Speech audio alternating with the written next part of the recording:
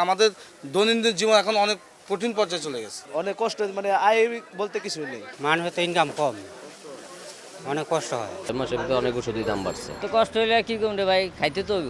উচ্চ মূল্যস্ফীতির বাজারে দৈনন্দিন ব্যয় বৃদ্ধির চাপ সামাল দিতে সাধারণ মানুষ যখন খুঁজছেন নতুন কর্মসংস্থান ও আয়ের সুযোগ, তখন হতাশার বার্তা দিচ্ছে বাংলাদেশ ব্যাংক।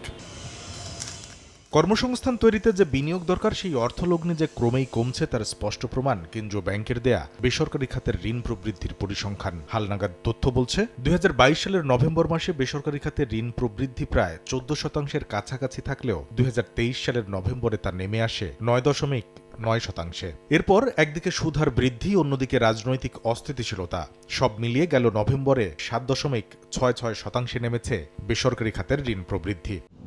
ব্যবসায়ীরা বলছেন, বেসরকারি খাতে ঋণ প্রবাহ এভাবে কমতে থাকলে সার্বিকভাবে চাপে পড়বে দেশের অর্থনীতি। ব্যবসা বাণিজ্য ইন্ডাস্ট্রি কিন্তু এরকম ক্যান্সারে আক্রান্ত, এখন বেঁচে থাকার সংগ্রামে লিপ্ত আছে। ব্যাংকিং সমস্যার বর্তমানে যে সংকটগুলি আছে, এগুলি যদি সমাধান হয়, গ্যাস বিদ্যুতের সংকটের যদি সমাধান হয়, আইন শৃঙ্খলা পরিস্থিতি যদি স্বাভাবিক হয়, জিরো টলারেন্সে যদি সরকার নিয়ে আসতে পারে, তাহলে হয়তো তখন বিনিয়োগের চিন্তা আসবে।